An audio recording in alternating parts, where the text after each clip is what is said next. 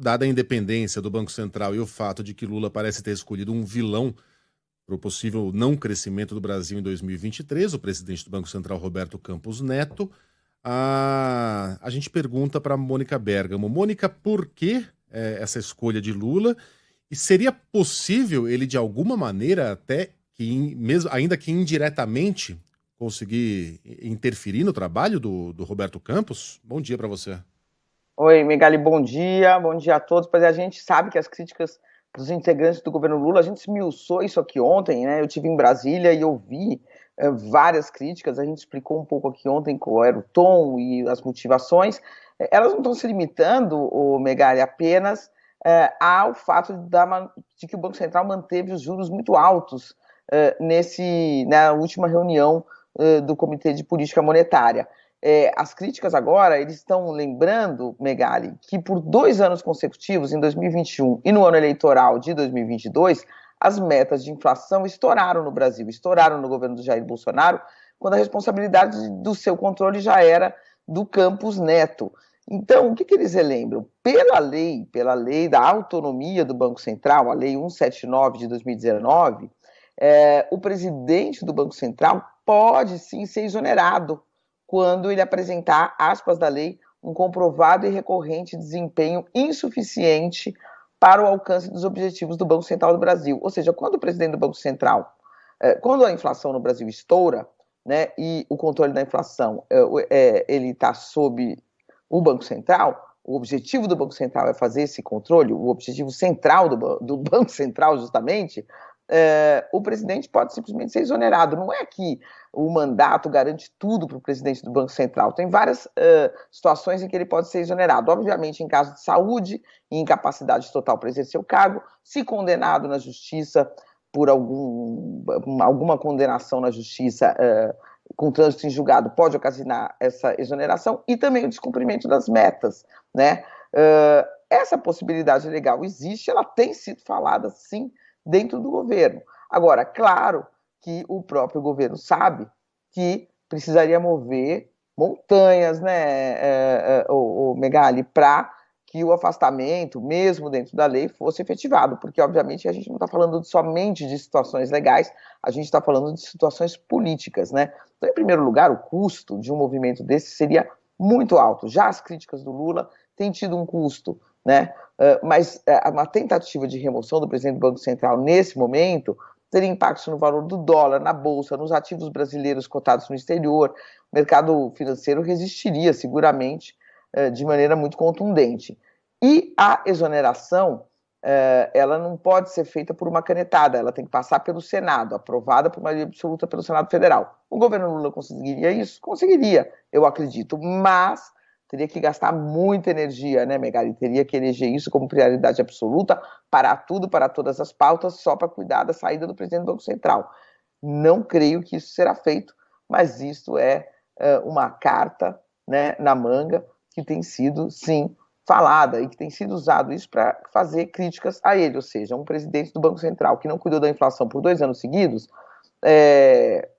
também não pode chegar agora aqui cantando de galo e falando que o governo está uma tragédia e que por isso os juros não vão baixar, né? A gente tem aí, na Folha de São Paulo, hoje, declarações também do Fernando Haddad, dizendo que o Banco Central poderia ser mais generoso, né, já que o governo se comprometeu e tem se comprometido em zerar o déficit, tem apresentado medidas e dito claramente que vai tentar zerar esse déficit, e o Banco Central poderia ter levado isso em consideração quando lançou o comunicado dele, dizendo que provavelmente não baixará os juros até o fim do ano.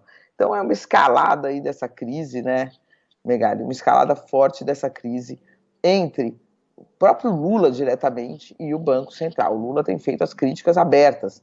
Nos bastidores elas são até piores, as críticas, mas ele tem feito críticas abertas à gestão de Campos Neto no Banco Central, Megali. Mônica, eu já ouvi nas redes sociais justificativas de pessoas muito proeminentes e ligadas ao presidente, dizendo que, veja, Roberto Campos Neto, no dia da eleição, ele foi votar com a camisa do Brasil.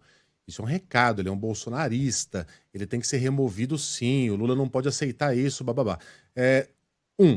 Isso me lembra aqueles expurgos bolsonaristas de quando no início do governo anterior, o Bolsonaro saiu demitindo todo mundo que já tivesse eventualmente tirado uma foto em que aparecesse o Lula, Dilma ou algum petista. Não é um bom caminho.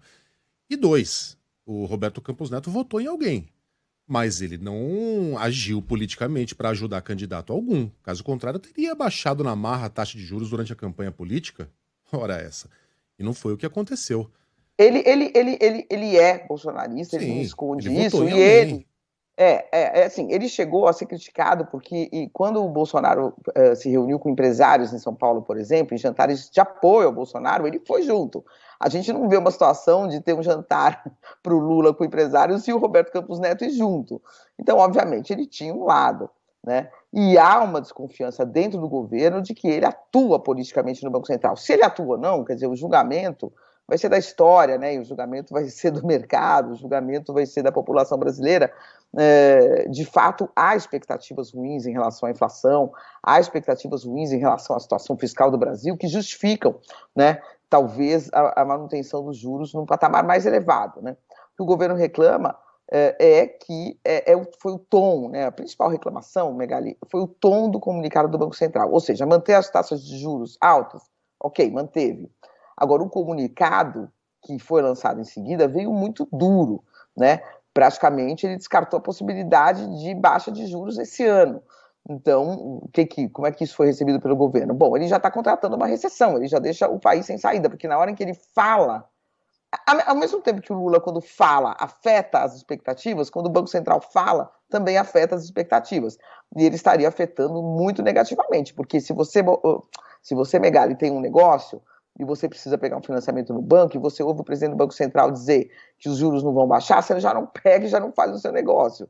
Então a economia trava. Essa é a visão do governo Lula, né, que também, por seu lado, tem recebido críticas por criar expectativas negativas em relação à economia. Então a gente tem uma queda de braço forte aí, mas que ele é bolsonarista, nem ele mesmo acho que nega, né? Se isso seria a razão para demiti-lo, não. Na lei não está escrito nada disso. Mas na lei está escrito que se ele não cumprir as metas de inflação, quer dizer, ou seja, se ele não cumprir os objetivos do Banco Central, ele pode sim ser exonerado. Não está escrito lá se é petista, se é bolsonarista, se é marciano, não está escrito nada disso, né?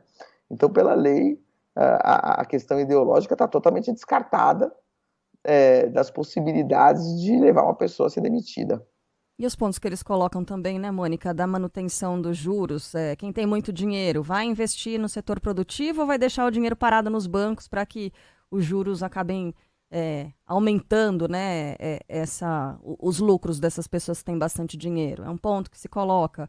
Outro, a taxa de juros normalmente consegue controlar a inflação quando ela é motivada pelo consumo excessivo, consumo alto, e não é exatamente o caso do Brasil, né? Em todo o planeta a gente tem a inflação e tal. São muitas as discussões em torno dessa política aí do Banco Central, adotada pelo Banco Central.